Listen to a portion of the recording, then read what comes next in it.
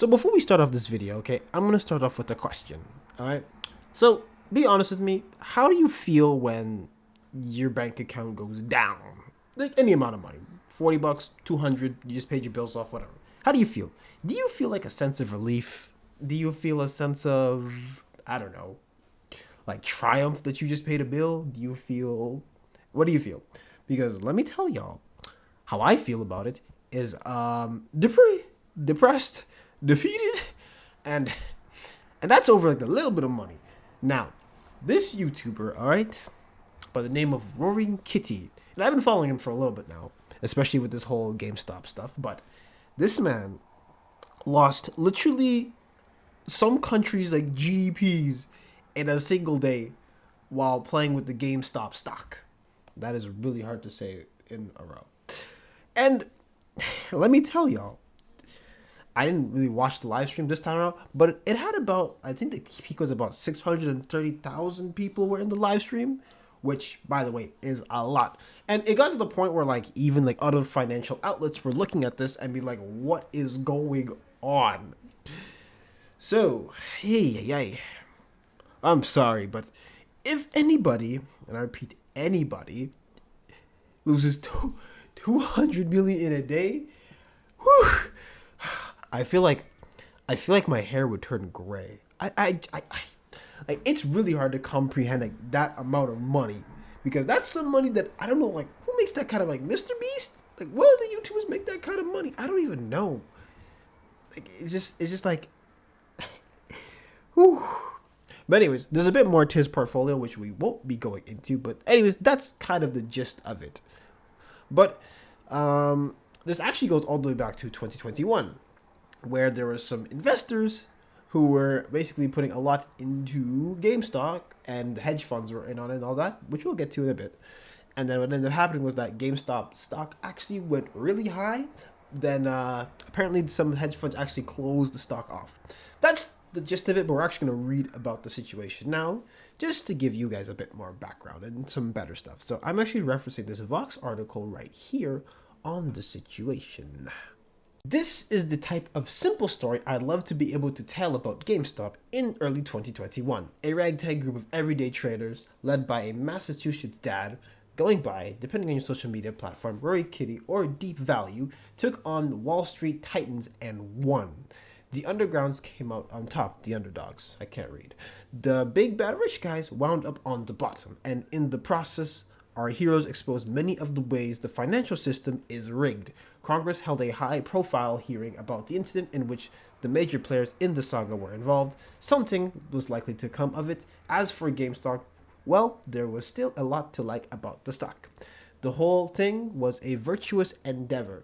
Now, we're actually going to read a bit more about it, just so, like, what does this person mean exactly by the ways that the financial system is rigged? And so here we have that the saga itself could even happen feels pretty wild. Some guys on a raunchy Reddit forum called Wall Street Bets helped to drive up the price of a mall-based gaming retailer to the point where they cost some big hedge funds a bunch of money.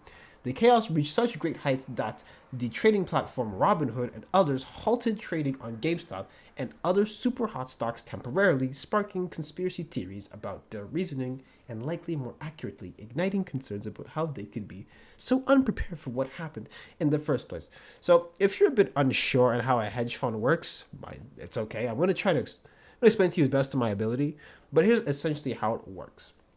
Okay, so a hedge fund works like this. So basically you have a pool of money that is invested in stocks and other assets, and because this is a bit more of a risky trade, it's not really recommended to do this. By the way, this is not financial advice at all. I should really highlight this. I'm just explaining to you. And so what ends up happening is that sometimes you'll have people who will put money into a very low stock, which in this case was actually GameStop. And then what ends up happening is that once this stock ends up rising, you end up having something that goes along the lines of like, okay, we can actually sell this off and make a huge difference. All right. Or sometimes they buy it back, whatever. All that under the sun. All right. However, in the case of GameStop, because they had to pay so much back, and they ended up losing more than they were gaining doing this investment, they said, okay, we're going to actually halt this, and ended up going all the way to Congress, I believe, which in this case, Roaring Kitty actually testified in, which is the gist of the story. And of course, one thing that I should actually mention is actually from the Reddit post of Superstonk, which will be actually important very shortly, where they actually detailed some of the situations themselves, and there's a part that actually really stuck out to me in particular. And so if you actually look at it here, it says that, well, if we read it here, it also says, we have evolved over time to provide an open platform for individuals to discuss market reform as well as facilitate retail investors' rights to participate by weighing in and making sure all of our voices are heard by financial regulators and vote on shareholder right proposals. It has been quite the journey considering most of us got into this trade in 2020 or 2021 looking for a good time and fast money, which is actually the whole point of stocks in general, where you're basically publicly trading off like pieces of the company, because when your company goes public, technically speaking, everybody owns it. That's what a stock is. You own a piece of the company. So when this company does really good, that's when you get your money back. Okay? So an example of this happening is like when Canada made weed legal, a lot of weed places got their stocks going way up. However, that was like a very short-term investment, and so not a lot of people to put money into that. That's the idea. But to understand how big of a phenomenon this guy actually is, if you look at his recent live stream, I believe the peak was like 630,000 people were watching this live stream, and even to the point where, like I said, mainstream like financial people were literally watching this to see how it would go down, because like I said, GameStop already not broke the market per se, but it already went really, it cut really deep in the last time. So let's actually look at his portfolio real quick to understand like the gravitas of what we are dealing with. So looking on the on his stream real quick before we look at it, if you didn't notice, like I said in the title of the video, you can actually look at how much like he lost during the day, and it was literally $200 million, which is, I gotta breathe for a minute. It's actually like insane.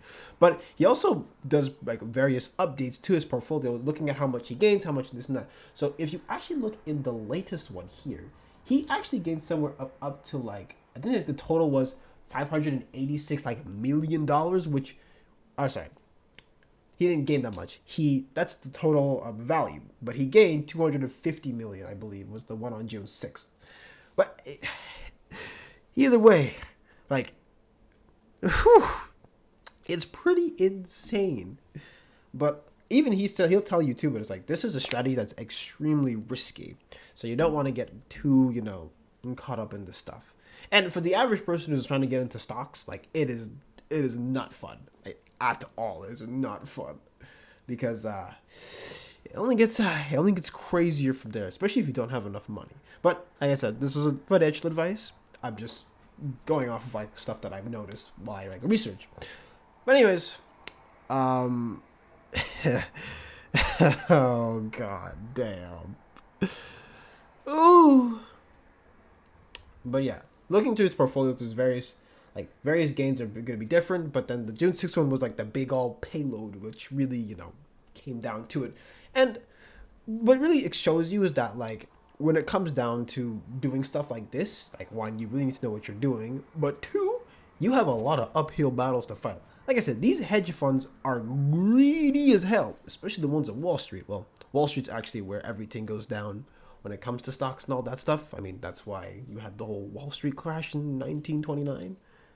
1919. No, 1929. Okay, my history dates are a bit off. But you get the point here. It's like it's not easy. Or you say in French, ce n'est pas facile. But anyways, golly. Like, if you ever want to break the stock market, guys, I mean, just be like Roaring Kitty, just take a huge gamble. Ay. But this really brings on the bigger conversation of like, what are we supposed to do about these hedge funds that are literally like stopping people from getting into the market? Because you see here that they literally were getting beat out by your average Joe on Reddit. And what happens after that? They're getting beat out? Oh, they start closing stuff down. And it's just like, what is going on? And it really harkens to like what I was saying, where it's just like, bruh, how are you supposed to make money as someone who's, a law-abiding citizen, you just want to make some extra cash on the side, where it's just like, okay, I want to do this and that, and like, oh, guess what? You can't make too much money because you're not a part of the bigger picture. So how are you supposed to make some worse money, huh? With your little 9 to 5 job, or with your little hell, even if you make it even a little bit more money, oh, you sure you want to get in on this money? Well, guess what? We're gonna stop you from getting in on it. That's kind of how it feels like every time you have to deal with these people. But yikes. But yeah, this really brings into a bigger conversation, like who's really holding the market together and who really runs it? Because to me, it seems like you need a lot of money, or actually no, it doesn't seem. You need a lot of money to get into stocks, and you can't just take $2 and turn it into like 2,000. I mean, you could, but there's only so much researching and reading you can do that can help you get ahead in the terms of stocks and bonds and all that stuff. But when it comes to stuff like this, I need to preface this a lot. Go seek a financial advisor, okay? They can help you the best. Do not listen to me. I'm just a simple guy doing some simple research. And who actually likes talking about finances, believe it or not. But anyways, I'm rambling here. But either way, it's just like, yeah. Pretty crazy all around. If there's any other updates to this story, I am definitely going to take another peek at it. And if you guys like me talking about finances a bit more, I will be happy to help you guys out with that. But anyways, if you enjoy this type of content, make sure to like, comment, subscribe, and follow my socials down in the description below. Leave a dislike if you want to. Doesn't matter to me. And I'll catch you guys in the next video. Ciao!